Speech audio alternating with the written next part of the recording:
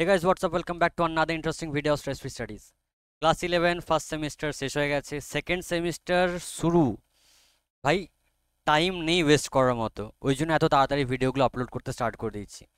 আজকে সেকেন্ড সেমিস্টারের first chapter the garden party by Katherine Mansfield.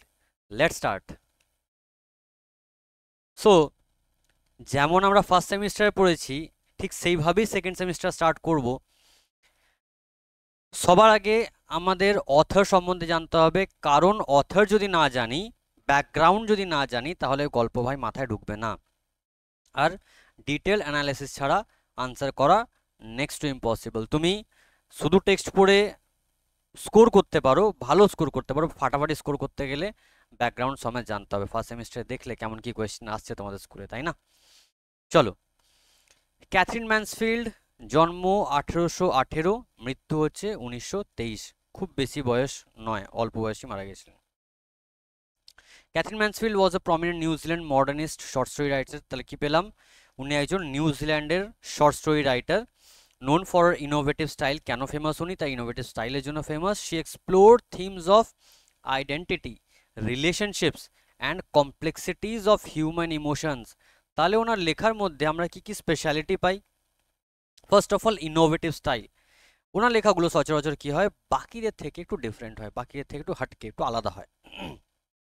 আর কি, উনি হিউম্যান রিলেশনশিপস নিয়ে অনেক কিছু ডিসকাস করেছেন, মানুষের সাথে মানুষের সম্পর্ক এবং কমপ্লেক্সিটিস অফ হিউম্যান ইমোশন, মানুষের যে আবেগ, সেই ভাবাবেগের মধ্যে জটিলতা, সেটাও আমরা ক্যাথরিন ম্যানসফিল্ডের লেখার মধ্যে পাই। এগুলো শুনে জটিল ভাবার কিছু নাই, আমি আছি, জলের মতো বোঝানোর আমি চেষ্টা করছি। তাছাড়া কি, Mansfield short stories often feature vivid atmospheric description. চারিদিকে একটা ভিভিড অ্যাটমসফিয়ারিক ডেসক্রিপশন আর পাবো। ডিপ সাইকোলজিক্যাল ইনসাইট, এটা খুব ইম্পর্টেন্ট। একটা ডিপ সাইকোলজিক্যাল ইনসাইট থাকবে, একটা সাইকোলজিক্যাল থিঙ্কিং থাকবে, ঠিক আছে? এবং বলা হয় যে she was influenced by her personal experiences and a wide range of literary movements. উনি একজন মডার্নিস্ট রাইটার ছিলেন এবং লিটারারি মুভমেন্টের সঙ্গেও ওনার বড় রিলেশন রয়েছে, ঠিক আছে? তো এই হলো মোটামুটি ক্যাথরিন ম্যানসফিল্ডের ব্যাপারে অল্প বিস্তর বললাম, যেটা না জানলেই নয়। কয়েকটা ফেমাস লেখা কি, দ্য গার্ডেন পার্টি, যেটা আমাদের সিলেবাসের মধ্যে রয়েছে, দ্য ডলস হাউস আর Bliss. Okay, her writing had a significant impact on the development of the modern short story despite her early death from tuberculosis. কিভাবে মারা গেছিলেন? ওনার টিবি হয়েছিল, tuberculosis. Mansfield works remain highly regarded in English literature. এত অল্প বয়সে মারা যাওয়া সত্ত্বেও ক্যাথরিন ম্যানসফিল্ডের জায়গা কিন্তু ইংরেজি সাহিত্য ইতিহাসে এক উঁচু জায়গায় রয়েছে। Okay, I hope Katherine Mansfield clear করতে পারলাম। চলো নেক্সট। এবার ব্যাকগ্রাউন্ড জানতে হবে। ব্যাকগ্রাউন্ড না জানলে টেক্সট ক্লিয়ার হবে না।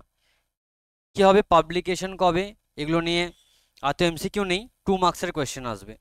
কি আসতে পারে না, it was first published in 3 parts. মনে রাখবে 3টে পার্টে পাবলিশ হয়েছিল। স্যাটারডে ওয়েস্টমিনস্টার গেজেট কবে, 4th and 11th ফেব্রুয়ারি 1922। আর তারপর উইকলি ওয়েস্টমিনস্টার গেজেটে কবে, 18th ফেব্রুয়ারি 1922-তে। ডেটগুলো মনে রাখবে। এবং পরে এটা কোথায় অ্যাপিয়ার হয়েছিল না, পরে একসাথে the garden party and other stories নামে বইয়েতে এটা পাবলিশ হয়েছিল। ওকে, সো এই গেল পাবলিকেশন। প্লট যদি তোমাকে বলি, ডেভেলপমেন্ট অফ প্লটটা কীরকম দেখো।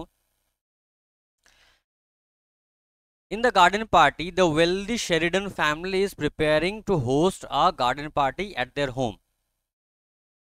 এবার এই গার্ডেন পার্টিতে একটা ফ্যামিলির কথা দেখো, এখনই তোমরা জেনে গেলে যে পরিবারটা আছে তার নাম কি, শেরিডান ফ্যামিলি। ওকে, তারা শেরিডানস। তারা কি করছে, একটা প্ল্যান করেছে না, একটা গার্ডেন পার্টি তারা অর্গানাইজ করবে তাদের বাড়িতে, ঠিক আছে? রিচ ফ্যামিলি, ওয়েলদি ফ্যামিলি, তারা একটা গার্ডেন পার্টি থ্রো করবে। দ্য ইয়াং ডটার লরা, সব থেকে ছোট মেয়ের নাম কি, she is Laura, becomes trouble when she hears that a nearby working class neighbor Mr. Scott has died in an accident. দেখো এইটুকু পড়ে একটা জিনিস কি বুঝতে পারলাম, কি বলছে না, তাদের ছোট মেয়ে রয়েছে লরা শেরিডানের ছোট মেয়ে লরা শেরিডান। তো লরা শেরিডান কি হয়েছে, যেদিন গার্ডেন পার্টি হবে সেই দিন একটা খবর পেয়েছে তাদের পাশের মানে একজন নেবার, একজন প্রতিবেশী একজন মারা গেছে একটা অ্যাক্সিডেন্টে, মিস্টার স্কট। এবং মিস্টার স্কটের জন্য কি বলছি দেখো, শি ওয়াজ ওয়ার্কিং ক্লাস। তার মানে এইটুকু তোমাকে আমি এইটুকুর মধ্যে এই 3 লাইনের মধ্যে একটা জিনিস তোমাকে ক্লিয়ার করে দিলাম যে এখানে সোসাইটাল ডিসক্রিমিনেশন রয়েছে, উঁচু নিচু ধনী গরিব ভেদাভেদ রয়েছে। বুঝতে পারলাম? না হলে এই কথাগুলো আমি উল্লেখ করতাম না তোমার কাছে। কি বলছে, she suggests cancelling the party out of respect, but her family dismisses her concern and insists the party should go on. মানুষের কাছে যখন টাকা হঠাৎ চলে আসে না, আমি ভালো করে বলছি কি বলছি, মানুষের কাছে যখন হঠাৎ টাকা চলে আসে তখন মানুষের মাথা ঠিক থাকে না। কেন এই কথাটা বললাম, তারা রিচ তো বটে, বাট এই সময় আমি তোমার সাথে একটু পরে আলোচনা করব বিস্তারিত। এই সময় কি হয়, নিউজিল্যান্ড তাদের ডেমোক্রেসি লাভ করে, এবং ডেমোক্রেসি যখন লাভ করছে তো ধীরে ধীরে কি হচ্ছে, এই রিচ আর ওয়ার্কিং ক্লাস ডিস্টেন্স বিশাল বাড়তে শুরু করেছে। এই রিচরা নিজে থেকে বিশাল কিছু মনে করতে শুরু করে দিচ্ছে। ওয়ার্কিং ক্লাসদের, যাদেরকে আমরা পাতি বাংলায় লেবার ক্লাস বলি, তাদের কিছু মনেই করে না। বুঝতে পারলাম?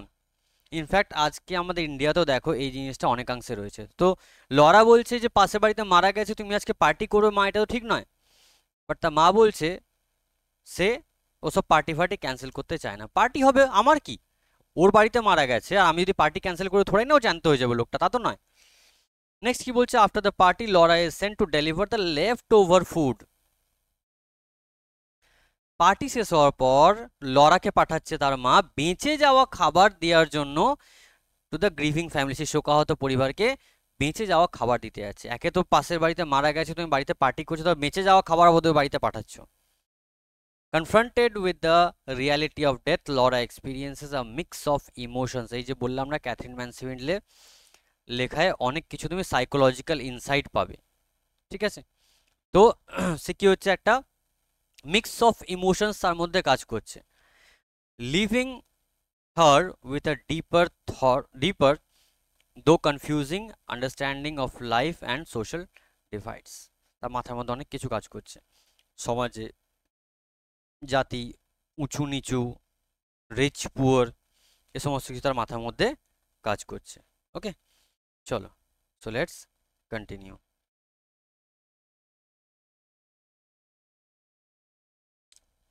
তাহলে পাবলিকেশন দেখলাম, প্লট দেখলাম, সেটিং দেখে নাও।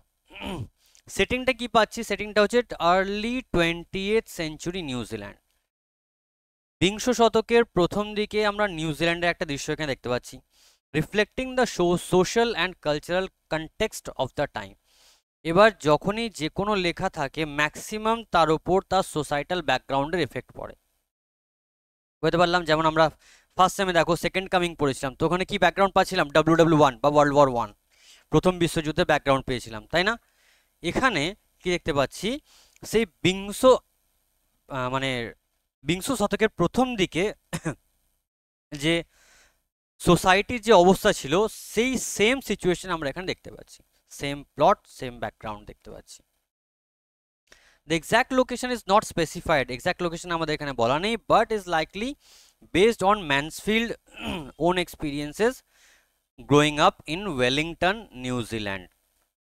কিন্তু জেনারেলি এটা কি না, ক্যাথরিন ম্যানসফিল্ড যেখানে বড় হয়েছিল, যেখানে তার শৈশব কেটেছিল নিউজিল্যান্ডের ওয়েলিংটনে, তো মেবি বলা যেতে পারে এটা ওয়েলিংটনের একটা দৃশ্য তোমাকে দেখানো হচ্ছে। কেন না, ওনার লেখার মধ্যে অনেকটা অটোবায়োগ্রাফিক্যাল এলিমেন্টস থাকতো, মানে আত্মজীবনীমূলক তত্ত্ব, ওনার নিজের লাইফ থেকে অনেক কিছু ইনগ্রিডিয়েন্টস আর লেখালেখির মধ্যে ড্রপ করতেন বা পুশ করতেন।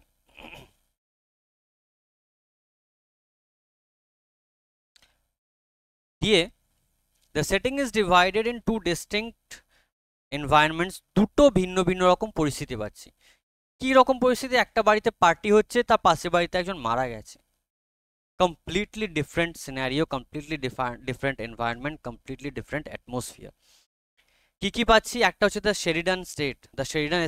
The story primary takes place at the Sheridan's large comfortable home which is surrounded by beautiful garden where the party is held. প্রথম কি দেখছি না, প্রথম ব্যাকগ্রাউন্ড হচ্ছে, প্রথম প্লট সেটিং হচ্ছে শেরিডানের বিশাল বাড়ি, বিশাল কি বলবো, তার প্রপার্টি, যেখানে তারা কমফোর্টেবলি থাকে, চারিদিকে বেশ সুন্দর গার্ডেন রয়েছে, সেই গার্ডেনে কি হবে, পার্টি হবে। ঠিক আছে, তো পার্টি হচ্ছে বড় লোকেদের একটা বিশাল শখের জিনিস। কেন? নিজের আভিজাত্য দেখানো, লোক দেখানি। This setting represents the upper class of the privileged luxury detachment of the harsh realities of life. এরা কি জীবনের পৃথিবীর কঠিন রূপটার সম্মুখীন হতে চায় না। বাস্তব এটা, আজকে টাকা আছে তো ভাই রিল্যাক্সে জীবন কাটবে, টাকা নাই তো জীবন কষ্টে কাটবে। তো যে লোকগুলোর পকেটে পয়সা আছে তারা কিন্তু গরিবদের বাড়িতে উঁকি মারতেও আসে না, ঠিক এদেরও অবস্থা তাই। দ্য স্কটস, এসের পরে কেন অ্যাপোস্ট্রফি, কেন স্কট পরিবারের কথা বলা হচ্ছে, একটা স্কট নয়। The Scots neighbourhood, in contrast the story also briefly takes place in the working class neighborhood where Scots live. This area is depicted as modest and less refined, highlighting the social economic disparities between Sheridans and the neighbors. এদের বাড়িটা কিরকম, এদের বাড়িটা খুব একটা hi fi নয়, normal ঝুপড়ি পাড়া বাড়ি, এখানে তারা বড্ড কষ্ট করে থাকে। এবং এটা কি বোঝাচ্ছে, সিম্বলিজম হচ্ছে কি না, শেরিডান ফ্যামিলির থেকে এরা কতটা ডিস্টেন্স মেনটেন করে সেটা বোঝাচ্ছে। মানে ডিস্টেন্স মানে ফিজিক্যাল ডিস্টেন্স আমি কথা বলছি না, আমি বলছি ইকোনমিক ডিস্টেন্স বা ইকোনমিক ডিসপ্যারিটি, আর্থিক দূরত্বের কথা আমি বলছি। ওকে, এবার নেক্সট যদি বলি পয়েন্ট অফ ভিউ, তো এটা বেসিক্যালি হচ্ছে আমাদের third person limited omniscient point of view, মনে রাখবে এটা, ঠিক আছে, এটা মাথায় রাখবে, এটা third person omniscient point of view. বোঝা গেল? নেক্সট এগোই চলো, উইদাউট ওয়েস্টিং আর টাইম।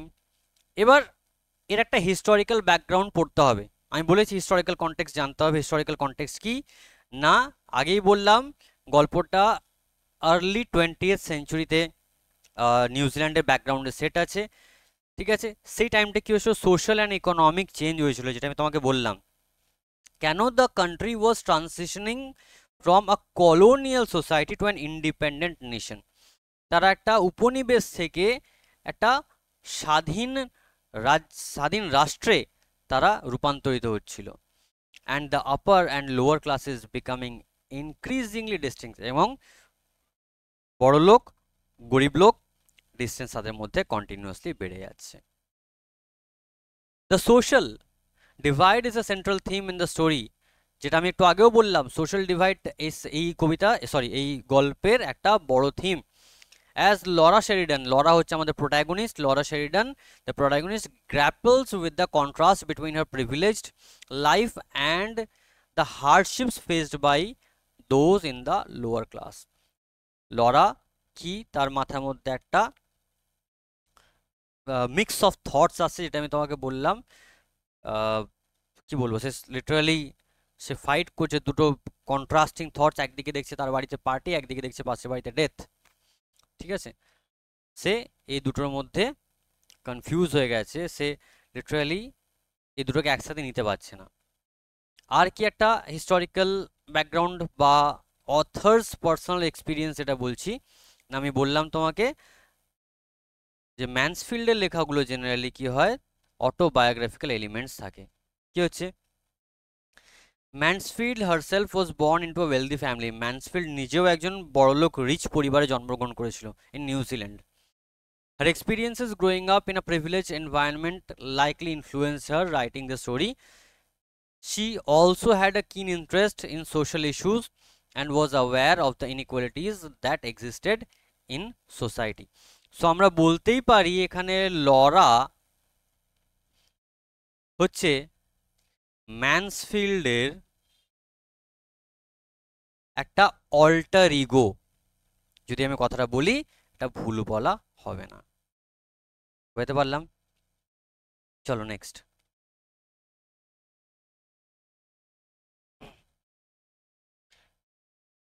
এবার ক্যারেক্টারে আসি, তারপর টেক্সট স্টার্ট করছি। ব্যাকগ্রাউন্ড না জানলে বড্ড সমস্যা হতো, ওই জন্য আগে ব্যাকগ্রাউন্ড ক্লিয়ার করছি, তারপর টেক্সটে আমি আসছি। কি কি ক্যারেক্টার? লরা শেরিডান, লরা তো অনেকটা বুঝিয়ে দিলাম, ও হচ্ছে আমাদের প্রোটাগনিস্ট, একজন সেন্সিটিভ ইমাজিনেটিভ একটা ইয়াং মেয়ে। She is tasked with overseeing the preparations for the garden party and grapples with conflicting emotions when she learns about the neighbor's death. গল্পের প্রথমে কি দেখতে পাবো? এই লরাকে তার গার্ডেন পার্টি অর্গানাইজেশনের দায়িত্ব দিয়েছে তার মা। তার মায়ের নাম কি? তার মা হচ্ছে Laura Sheridan, sorry Mrs Sheridan. Laura শেরিডানের মা হচ্ছে মিসেস শেরিডান। লরা হচ্ছে সেন্সিটিভ, বাট তার মা হচ্ছে তার পুরো উল্টো। এ শুধু মাথায় একটাই জিনিস, পার্টি যেন ঠিকঠাকভাবে হয়, আপনার স্টেটাস নিচে নেই গিরনা চাই। বুঝতে পারলাম? লোকের কাছে যেন আমার লোক দেখানি ব্যাপারটা থাকে। নেক্সট হচ্ছে লরি শেরিডান, লরার ভাই লরি। লরি শেরিডান হচ্ছে হিজ লরাজ ওল্ডার ব্রাদার। এ আবার এই দুটো থেকে আলাদা, এ পিওর প্র্যাকটিক্যাল পার্সন। এ হচ্ছে pure practical person, a worldly character who is less sensitive and sensitive to the emotional implications of the neighbor's death. A practical sense রাখে, emotional নয়, Lawler মতো emotional নয়, তার মায়ের মতো ইমোশনাল নয়। আমরা বলতে পারি লরাও ইমোশনাল, তার মাও ইমোশনাল। লরা ইমোশনাল কেন হয়েছে? তার পাশের বাড়িতে মৃত্যুর খবর শুনে। আর লরার মা কেন ইমোশনাল? সে চাইছে যে আমার পার্টি যেন কোনোভাবে স্পয়েল না হয়। মাইনার ক্যারেক্টার এই তিনটে হচ্ছে আমাদের মেজর ক্যারেক্টার। আর মাইনার যে ক্যারেক্টারগুলো রয়েছে, মাইনার ক্যারেক্টারগুলো কি কি? Meg and Jo's. এই মেগ অ্যান্ড জোজ হচ্ছে লরার দুই বোন। হ্যান্স হচ্ছে একটা সার্ভেন্ট যে প্রিপারেশনে হেল্প করছিল। কিটি মেটল্যান্ড হচ্ছে লরার একজন বন্ধু। দ্য ওয়ার্কম্যান, এই ওয়ার্কম্যান হচ্ছে এরা কি করছিল, যে গার্ডেন পার্টিতে তাঁবু খাটানো হবে, মার্কি খাটানো হবে বা টেন্ট খাটানো হবে, তারা সেই মার্কি টাঙানোর জন্য তারা এসেছিল। দ্য ব্যান্ড, এবার পার্টি যখন আছে তো ব্যান্ড তো থাকবেই। গডবার্স ম্যান, এ হচ্ছে একজন ডেলিভারি পার্সন, ঠিক আছে, এ ডেলিভারি দিতে এসেছিল পার্টিতে। এম স্কট হচ্ছে যে মিস্টার স্কট যে মারা গেছে তার উইডো, এবং এম স্কট সিস্টার, মানে এম স্কটের বোনকেও আমরা গল্পের মধ্যে দেখবো। এগুলো হল বেসিক্যালি মাইনার ক্যারেক্টার। তো আশা করছি এত দূর পর্যন্ত কোনো ইস্যুস নেই তোমাদের। এবার ফাইনালি আমরা টেক্সটে হাত দিতে পারি। চলো, কোথা থেকে শুরু হচ্ছে দেখো। And after all the weather was ideal. তারপর যাই হোক, ওয়েদারটা কিন্তু সেদিনকে পুরো পারফেক্ট ছিল। They could not have had a more perfect day for garden party if they had ordered it. বলছে তারা যদি অর্ডারও করতো যে আমার একটা গার্ডেন পার্টির জন্য পারফেক্ট দিন লাগবে, তাহলেও হয়তো এত সুন্দর দিন তারা পেত না। মানে দিনটা এতটাই পারফেক্ট। ওকে, দিনটা এতটাই perfect. Windless, warm, the sky without a cloud. তাহলে অ্যাম্বিয়েন্সটা কীরকম? Windless, warm, the sky without a cloud. ওয়েদারটা কিন্তু আমাদের ইন্ডিয়ান ওয়েদারের কথা নেই, সেই জন্য উইন্ডলেস ওয়েদার মানে ভালো ওয়েদার, ওয়ার্ম ওয়েদার মানে ভালো ওয়েদার, আর স্কাই উইদাউট আ ক্লাউড। এবার এই কটা লাইন একটা জিনিস দেখো, এত পারফেকশন দেখানো হচ্ছে, জেনারেলি এত পারফেকশন থাকে, এত পারফেক্ট ওয়েদার হয়, বা এই ব্যাপারটা হাইপারবোলিক হয়ে গেল না, তারা অর্ডার করলেও এর থেকে ভালো দিন পেত না। বিষয়টা এখানে বোঝাচ্ছে যে তারা, মানে যে শেরিডন ফ্যামিলি রয়েছে,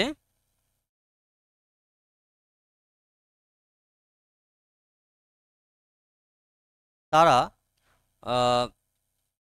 কি বলবো, জাস্ট কল্পনার জগতেই তারা থাকে, তারা ইমাজিনারি ড্রিমিং ওয়ার্ল্ডেই তারা থাকে, ঠিক আছে।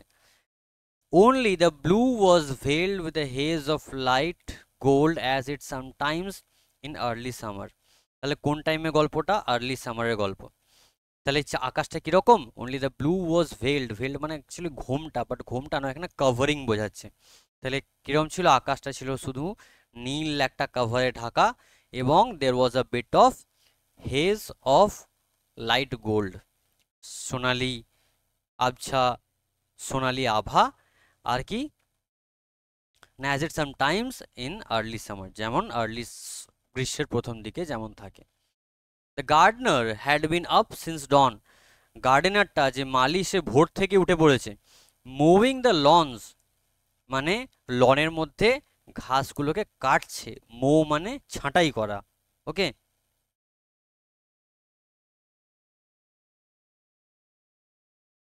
দিয়ে কি বলছে দেখো, অ্যান্ড সুইপিং দেন এবং ঝাড় দিচ্ছিল, until the grass and the dark flat rosettes where the daisy plants had been seemed to shine. কতক্ষণ পর্যন্ত পরিষ্কার পরিচ্ছন্ন ঝাড় দেওয়া দিয়ে চলছিল? যতক্ষণ না পর্যন্ত ঘাসগুলো এবং ডার্ক ফ্ল্যাট রোজেটিস, রোজেটিস এইগুলোকে বলে, দেখো এগুলো হচ্ছে, এটা হচ্ছে রোজেটি, ঠিক আছে, বাগানে সাজানোর জন্য কাজে লাগে এগুলো। Where the daisy plants had been, যেখানে ডেজি প্লান্টগুলো রাখা ছিল, had been seemed to shine, যেন চকচক চকচক করে। তাহলে ঘাসগুলো, রোজেটিসগুলো এবং ডেজি প্লান্টগুলো যেন চকচক চকচক করে, এত সুন্দর করে পরিষ্কার পরিচ্ছন্ন করছে। As for the roses, you could not help feeling they understood that roses are the only flowers that impress people at garden parties. আর যদি গোলাপের কথা যদি বলি, তো লোকে মানে you could not help feeling that they understood that roses are the only flowers that impress people. ঠিক আছে, আর গোলাপের কথা বললে তারা গোলাপকেই একমাত্র এমন ফুল ভাবে যেটা লোককে কি করে, ইমপ্রেস করে। গার্ডেন পার্টিতে একমাত্র গোলাপই নাকি লোকেদের ইমপ্রেস করে, ঠিক আছে। The only flowers that everybody is certain of knowing, আর একমাত্র ফুল যেটা সবাই চেনে। ওকে, হান্ড্রেডস, একদম yes, literally hundreds had come out in a single night, এক রাতের মধ্যে 100 খানি, হ্যাঁ লিটারালি আসলে 100 খানি ফুল ফুটেছে, 100 খানেক ফুল ফুটেছে প্রায়, had come out in a single night. The green bushes bowed down as though they had been visited by archangels. দেখি হচ্ছে ওই সবুজ ঝোপগুলো যেন বাও, বাও করা মানে কি, দেখবে জাপানিজরা বো করে বা বাও করে, ঝোঁকে, সো বো মানে ঝুঁকে যাওয়া, তো ফুলের মানে ভরেতে, ফুলের ওজনে গাছগুলো নুইয়ে গেছে, যেন they had been visited by archangels, যেন আর্কএঞ্জেলস মানে হচ্ছে আর্কএঞ্জেলস মানে হচ্ছে কি বলবো, এঞ্জেলদের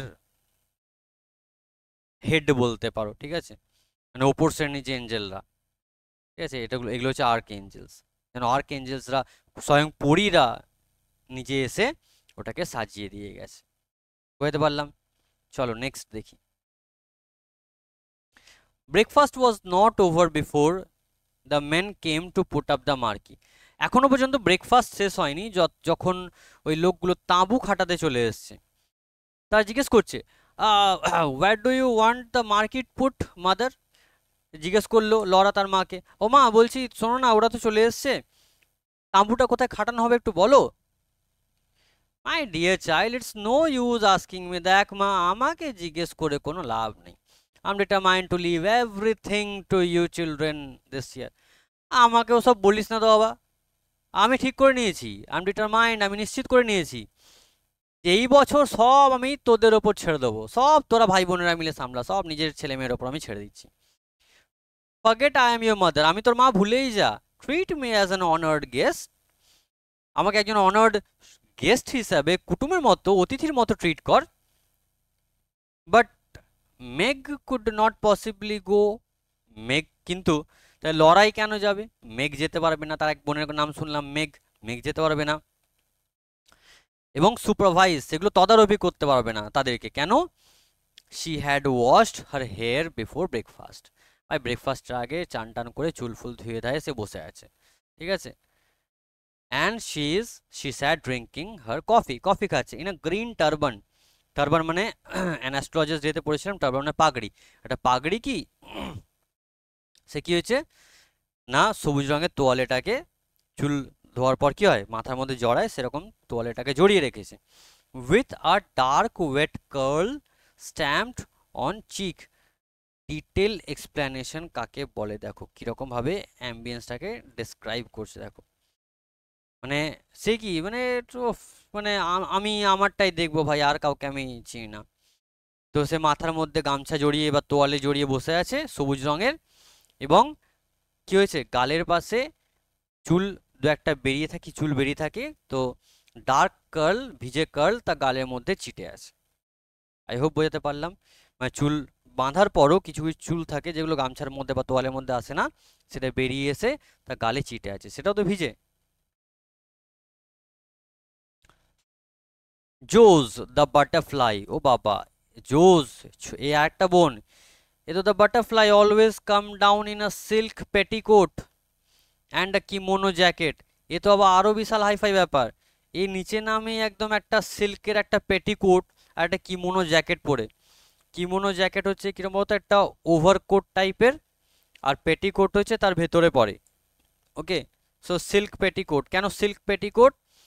সিল্ক হচ্ছে রিচদের একটা কি বলবো, মানে রয়্যালটি বলতে পারো, ঠিক আছে। সিল্ক রিচরাই পড়তো, বিশাল দাম তখন সিল্কের। এই জন্য জোজ ভাই ওর দ্বারা এসব হবে না।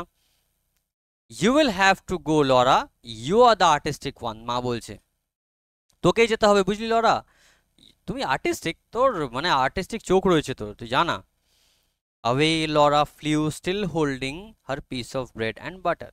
ঠিক আছে, তাই লরা গেল হাতে সেই এখনো ব্রেড বাটার নিয়ে। It is so delicious to have an excuse for eating outdoors.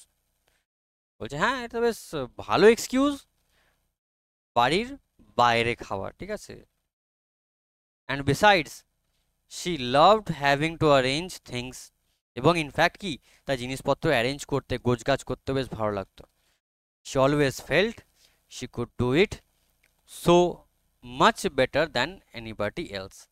এবং সে নিজেও ভাবতো যে বাকিদের থেকে সে গোছ গাছে ভাই এক্সপার্ট। সো বেসিক্যালি সেকেন্ড সেমিস্টারের first chapter the garden party part 1 class এখানেই শেষ। নেক্সট ভিডিও আসছে খুব তাড়াতাড়ি, কিপ ওয়েটিং।